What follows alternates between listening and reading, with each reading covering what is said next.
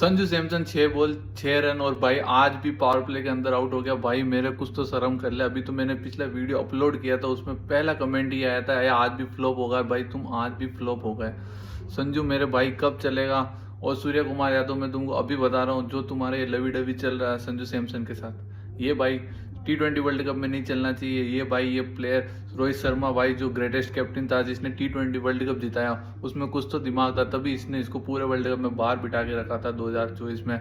तो भाई मेरे इसको बहुत चांस मिल गए, बहुत मौके मिल गए भाई। सुमन गिल, सूर्य कुमार यादव एक से बढ़कर एक है, जो भी है भाई। ईशान किशन को ओपनिंग करवाओ, तिलक वर्मा को नंबर 3 पे खिलाओ T20 वर्ल्ड कप में। भाई नहीं हो रहा। संजू सैमसन को भाई अब रेस्ट करवाओ, अगले वर्ल्ड कप के बाद खिलाओ, क्योंकि भाई एक स्टेट्स आया है, ये 14 में से 10 बार पावर प्ले के अंदर आउट हुआ है, और इस सीरीज में 5 इनिंग में सिर्फ 46 रन बनाए 14 की एवरेज से। तो भाई नहीं है संजू सैमसन। Thank you.